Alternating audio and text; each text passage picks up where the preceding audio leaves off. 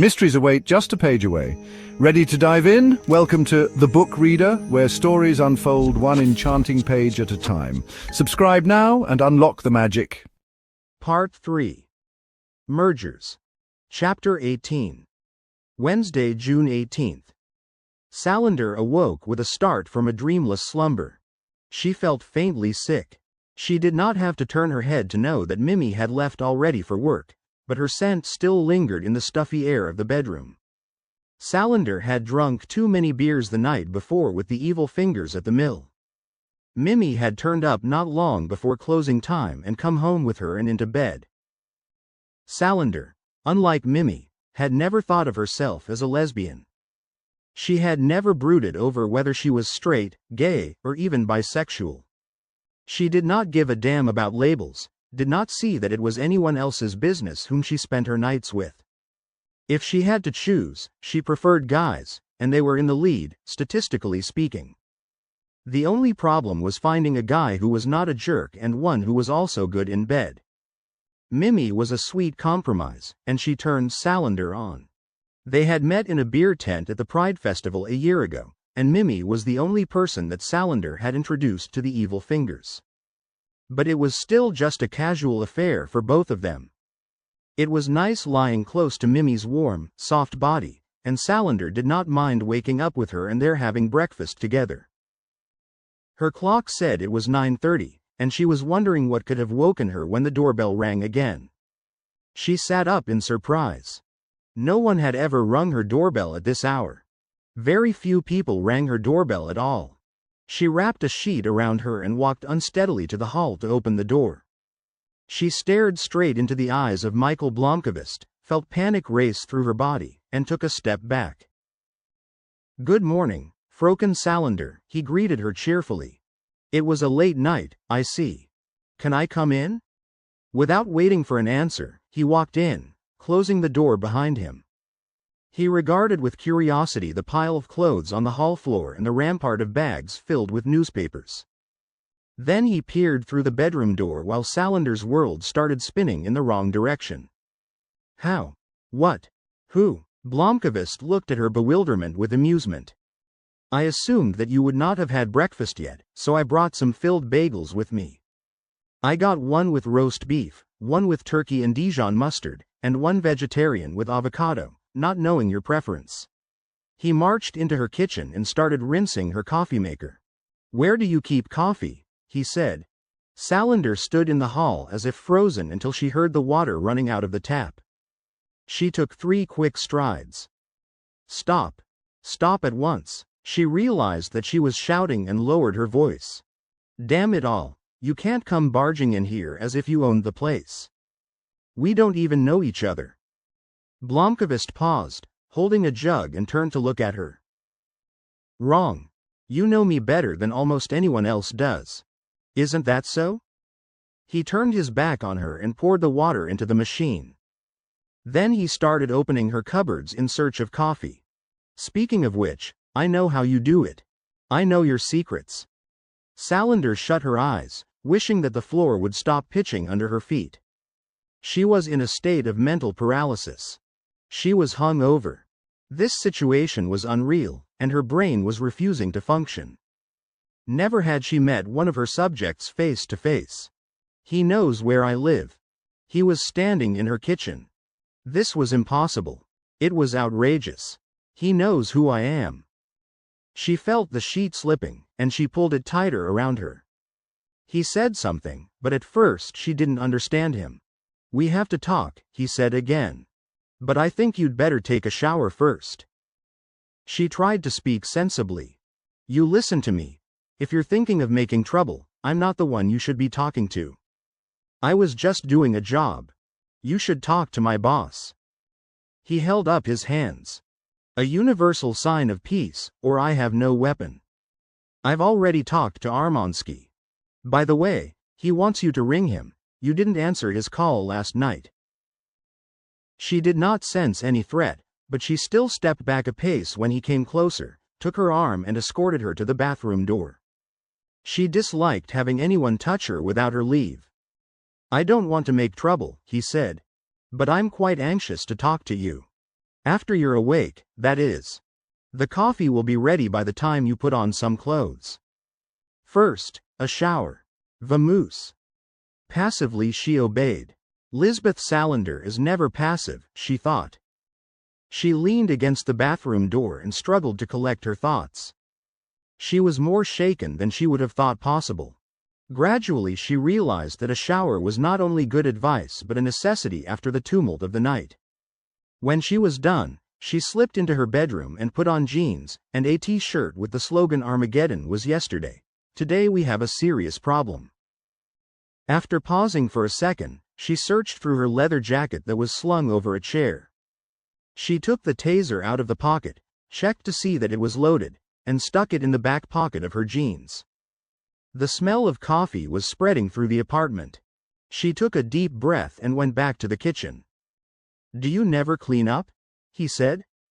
He had filled the sink with dirty dishes and ashtrays. He had put the old milk cartons into a rubbish sack and cleared the table of 5 weeks of newspapers. He had washed the table clean and put out mugs and, he wasn't joking after all, bagels. "Okay. Let's see where this is heading." She sat down opposite him. "You didn't answer my question.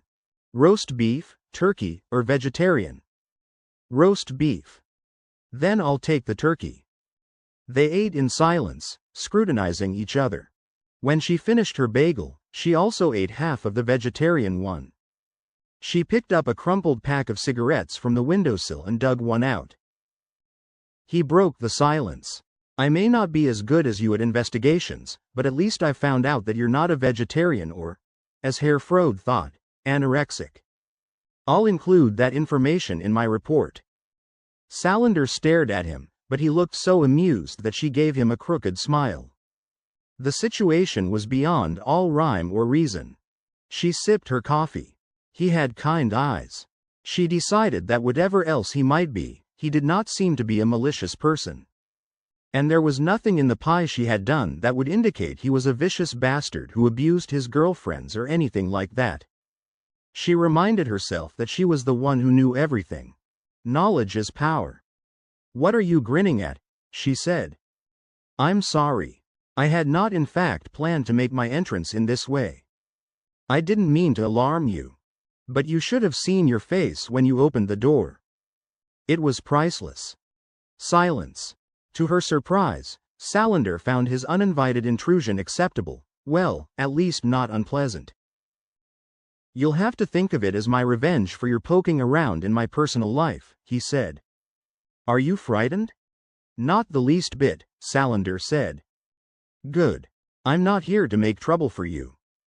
If you even try to hurt me, I'll have to do you an injury. You'll be sorry." Blomkvist studied her.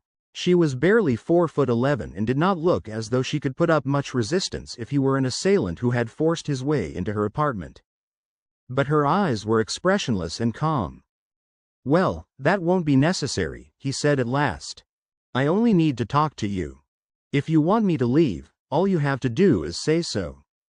It's funny but, oh, nothing." "What?" "This may sound crazy, but 4 days ago I didn't even know you existed. Then I read your analysis of me." He searched through his shoulder bag and brought out the report. It was not entertaining reading. He looked out of the kitchen window for a while. "Could I bum a cigarette?" She slid the pack across the table. "You said before that we don't know each other, and I said that yes, we do." He pointed at the report. "I can't compete with you. I've only done a rapid routine check, to get your address and date of birth, stuff like that. But you certainly know a great deal about me. Much of which is private, damn it, things that only my closest friends know. And now here I am, sitting in your kitchen and eating bagels with you. We have known each other half an hour, but I have the feeling that we've been friends for years. Does that make sense to you?" She nodded. "You have beautiful eyes," he said. "You have nice eyes yourself," she said. Long silence. "Why are you here?" she said. Kalle Blomkvist. She remembered his nickname and suppressed the impulse to say it out loud, suddenly looked serious. He also looked very tired. The self-confidence that he had shown when he first walked into her apartment was now gone. The clowning was over, or at least had been put aside. She felt him studying her closely. Salander felt that her composure was barely skin deep and that she really wasn't in complete control of her nerves. This totally unlooked-for visit had shaken her in a way that she had never experienced in connection with her work. Her bread and butter was spying on people. In fact, she had never thought of what she did for Armansky as a real job. She thought of it more as a complicated pastime, a sort of hobby. The truth was that she enjoyed digging into the lives of other people and exposing the secrets they were trying to hide. She had been doing it, in one form or another, for as long as she could remember. And she was still doing it today, not only when Armansky gave her an assignment, but sometimes for the sheer fun of it. It gave her a kick. It was like a complicated computer game, except that it dealt with real live people. And now one of her hobbies was sitting right here in her kitchen, feeding her bagels. It was totally absurd. "I have a fascinating problem," Blomkvist said. "Tell me this, when you were doing your research on me for Herr Freud, did you have any idea what it was going to be used for?" "No. The purpose was to find out all that information about me because Freud, or rather his employer, wanted to give me a freelance job." "I see." He gave her a faint smile. "One of these days you and I should have a discussion about the ethics of snooping into other people's lives. But right now I have a different problem. The job I was offered, and which inexplicably I agreed to do, is without doubt the most bizarre assignment I've ever undertaken. Before I say more, I need to be able to trust you, Lisbeth." "What do you mean?" "Armansky tells me you're 100% reliable. But I still want to ask you the question. Can I tell you confidential things without your telling them to anyone else, by any means, ever?" "Wait a minute. You've talked to Dragan? Is he the one who sent you here? I'm going to kill you, you fucking stupid Armenian." "Not exactly. You're not the only one who can find out someone's address. I did that all on my own. I looked you up in the National Registry. There are 3 Lisbeth Salanders, and the other 2 weren't a good match. But I had a long talk with Armansky yesterday. He too thought that I wanted to make trouble over your ferreting around in my private life. In the end I convinced him that I had a legitimate purpose." "Which is what?" "As I told you, Freud's employer hired me to do a job. I've reached a point where I need a skilled researcher. Freud told me about you and said that you were pretty good. He hadn't meant to identify you, it just slipped out. I explained to Armansky what I wanted. He oked the whole thing and tried to call you. And here I am. Call him if you want." It took Salander a minute to find her mobile among the clothes that Mimi had pulled off her. Blomkvist watched her embarrassed search with interest as he patrolled the apartment. All her furniture seemed to be strays. She had a state-of-the-art powerbook on an apology for a desk in the living room. She had a CD player on a shelf. Her CD collection was a pitiful total of 10 CDs by groups he had never heard of, and the musicians on the covers looked like vampires from outer space. Music was probably not her big interest. Salander saw that Armansky had called her 7 times the night before and twice this morning. She punched in his number while Blomkvist leaned against the door frame and listened to the conversation. "It's me, sorry, yes, it was turned off. I know, he wants to hire me, no, he's standing in the middle of my fucking living room, for Christ's sake." She raised her voice. "Dragan, I'm hungover and my head hurts, so please, no games, did you okay this job or not? Thanks."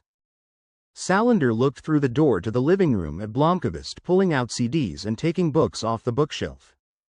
He had just found a brown pill bottle that was missing its label, and he was holding it up to the light.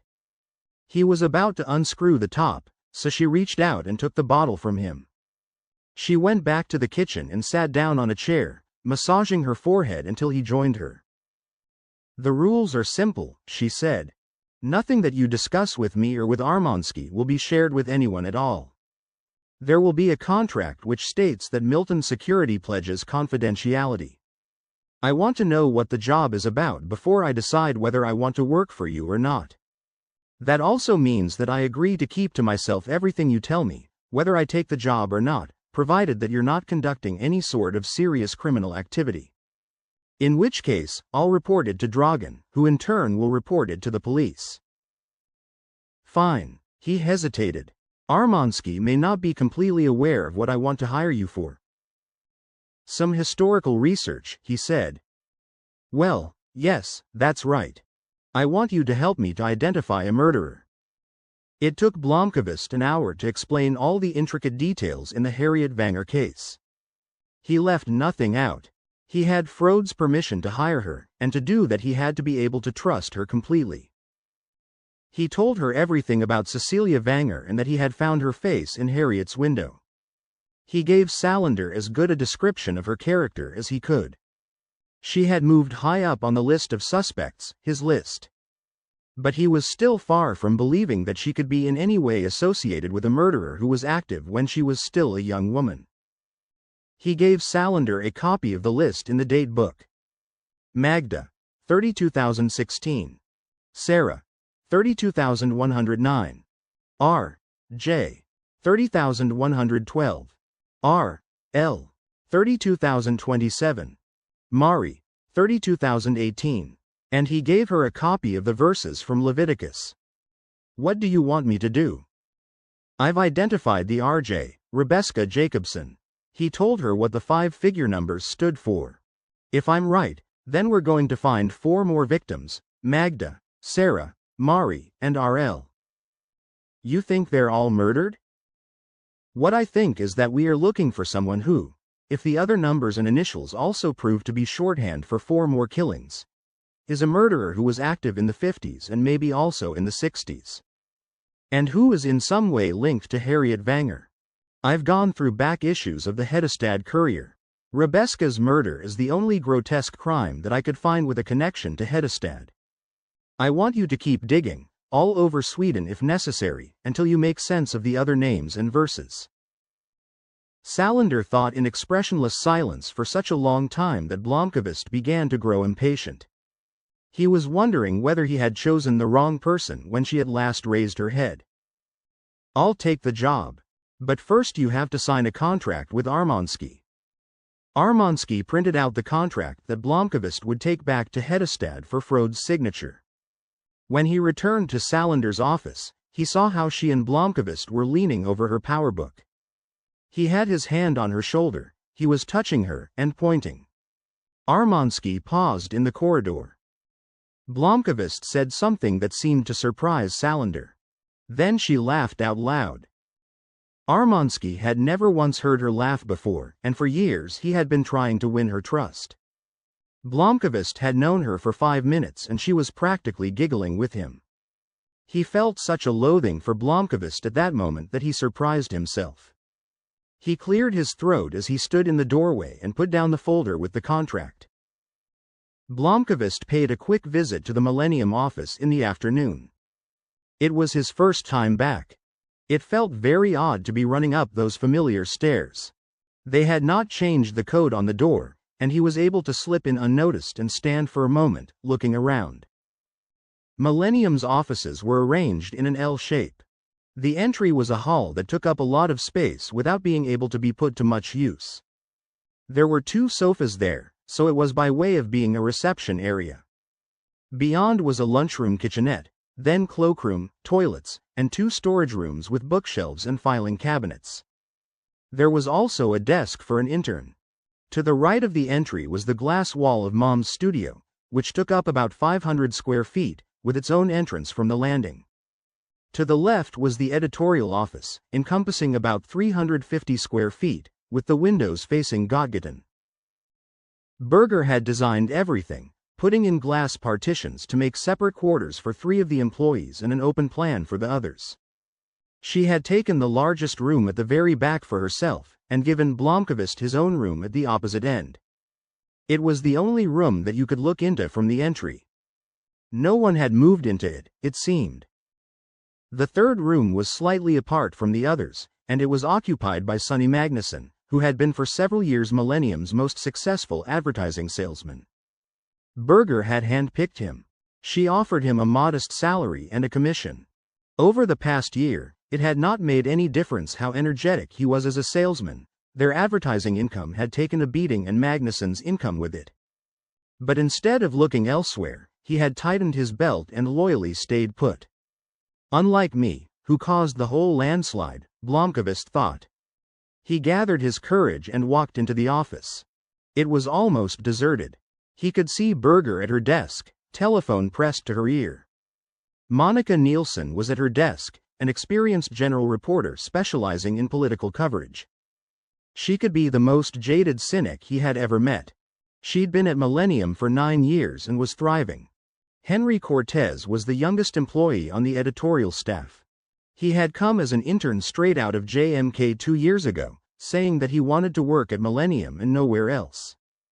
Berger had no budget to hire him, but she offered him a desk in a corner and soon took him on as a permanent dog's body, and anon as a staff reporter. Both uttered cries of delight. He received kisses on the cheek and pats on the back. At once they asked him if he was returning to work. No, he had just stopped by to say hello and have a word with the boss. Berger was glad to see him. She asked about Wanger's condition. Blomkvist knew no more than what Frode could tell him. His condition was inescapably serious. So what are you doing in the city? Blomkvist was embarrassed. He had been at Milton Security, only a few streets away, and he had decided on sheer impulse to come in. It seemed too complicated to explain that he had been there to hire a research assistant who was a security consultant who had hacked into his computer. Instead, he shrugged and said he had come to Stockholm on Wanger-related business, and he would have to go back north at once. He asked how things were going at the magazine. Apart from the good news on the advertising and the subscription fronts, there is one cloud on the horizon. Which is Jana Dahlman. Of course. I had a talk with him in April, after we released the news that Henrik had become a partner. I don't know if it's just Jana's nature to be negative or if there's something more serious going on, if he's playing some sort of game. What happened? It's nothing I can put a finger on, rather that I no longer trust him. After we signed the agreement with Wanger, Christer and I had to decide whether to inform the whole staff that we were no longer at risk of going under this autumn, or to tell just a chosen few. Exactly. I may be paranoid, but I didn't want to risk having Dahlman leak the story. So we decided to inform the whole staff on the same day the agreement was made public.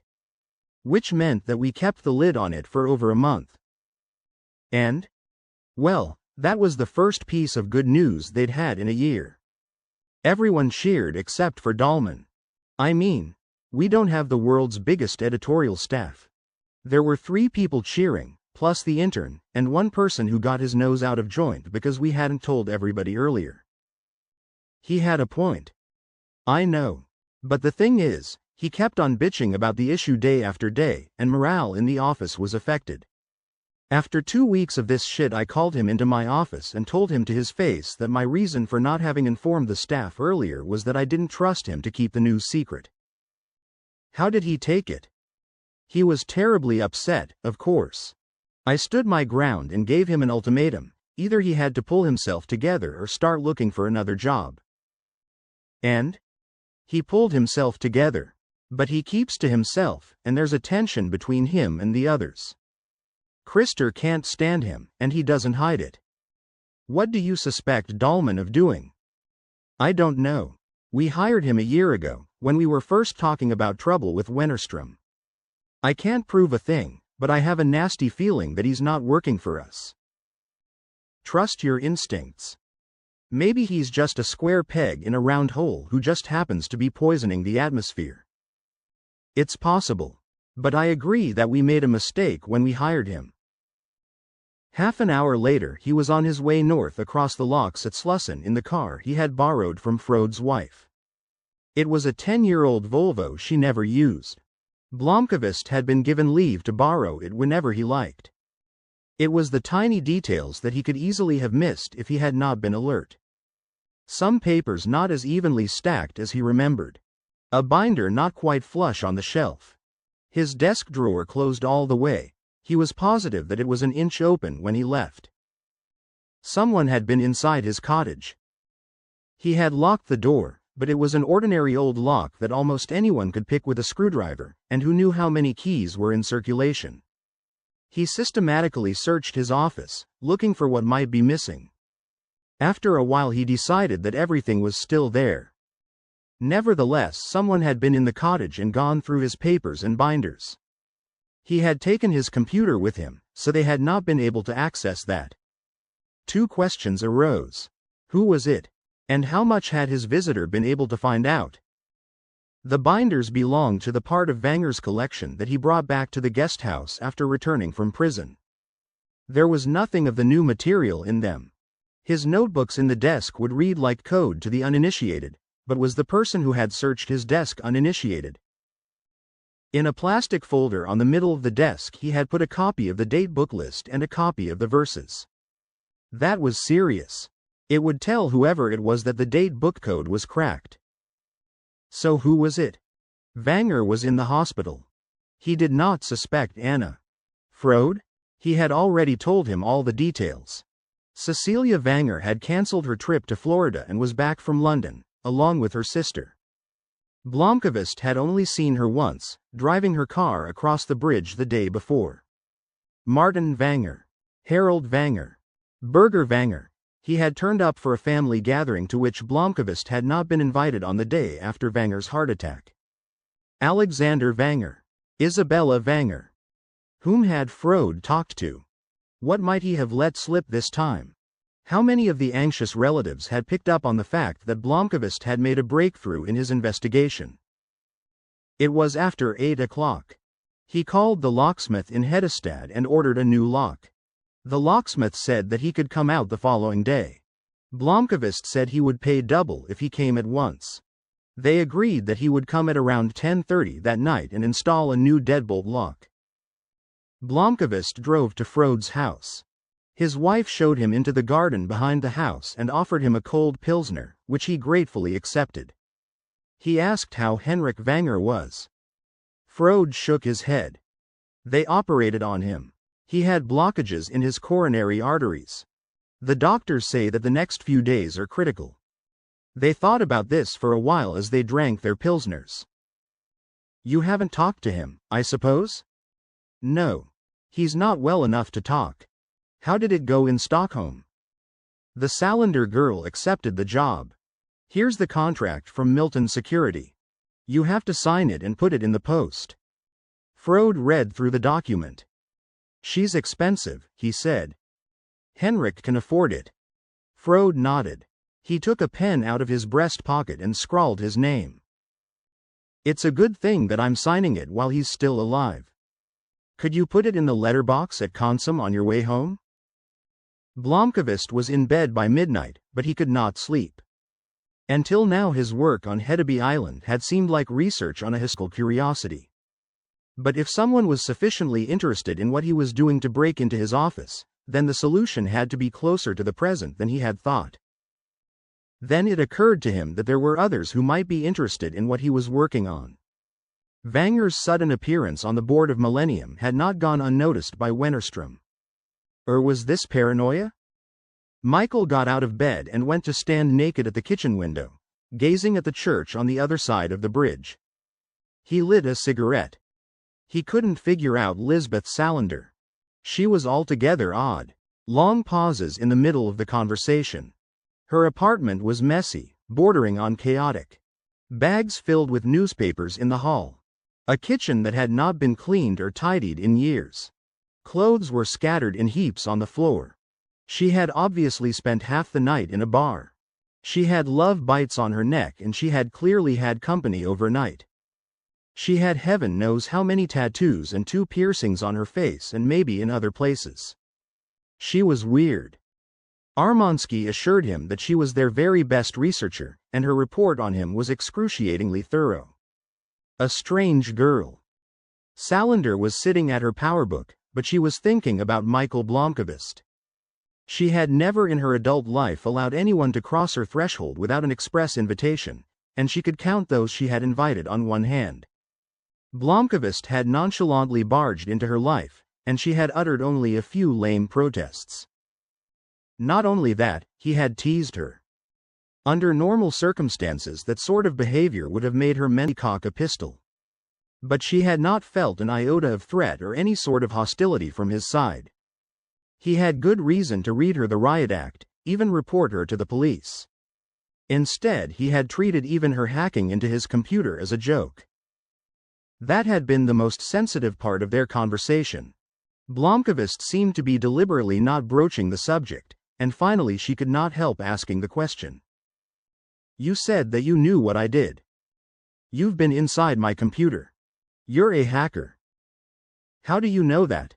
Salander was absolutely positive that she had left no traces and that her trespassing could not be discovered by anyone unless a top security consultant sat down and scanned the hard drive at the same time as she was accessing the computer. "You made a mistake." She had quoted from a text that was only on his computer. Salander sat in silence. Finally she looked up at him, her eyes expressionless. "How did you do it?" he asked. "My secret. What are you thinking of doing about it?" Michael shrugged. "What can I do? It's exactly what you do as a journalist." "Of course. And that's why we journalists have an ethics committee that keeps track of the moral issues. When I write an article about some bastard in the banking industry, I leave out, for instance, his or her private life. I don't say that a forger is a lesbian or gets turned on by having sex with her dog or anything like that, even if it happens to be true. Bastards too have a right to their private lives. Does that make sense?" "Yes. So you encroached on my integrity. My employer doesn't need to know who I have sex with. That's my business." Salander's face was creased by a crooked smile. "You think I shouldn't have mentioned that? In my case, it didn't make a lot of difference. Half the city knows about my relationship with Erica. But it's a matter of principle.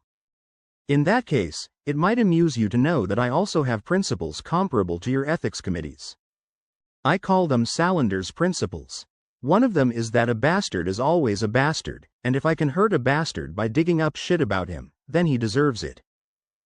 "Okay," Blomkvist said. "My reasoning isn't too different from yours, but the thing is that when I do a pie, I also look at what I think about the person. I'm not neutral. If the person seems like a good sort, I might tone down my report." "Really? In your case I toned it down. I could have written a book about your sex life. I could have mentioned to Freud that Erica Berger has a past in Club Extreme and played around with BDSM in the 80s, which would have prompted certain unavoidable notions about your sex life and hers." Blomkvist met Salander's gaze. After a moment he laughed. "You're really meticulous, aren't you? Why didn't you put it in the report? You are adults who obviously like each other. What you do in bed is nobody's business, and the only thing I would have achieved by talking about her was to hurt both of you, or to provide someone with blackmail material. I don't know Freud, the information could have ended up with Wennerstrom." "And you don't want to provide Wennerstrom with information?" "If I had to choose between you and him, I'd probably end up in your court. Erica and I have our relationship is." "Please, I really don't give a toss about what sort of relationship you have. But you haven't answered my question. What do you plan to do about my hacking into your computer?" "Lisbeth, I'm not here to blackmail you. I'm here to ask you to help me do some research. You can say yes or no. If you say no, fine, I'll find someone else and you'll never hear from me again." And that marks the end of the current chapter. Thank you for listening to The Book Reader. Stay tuned for the next episode tomorrow. Please subscribe for updates.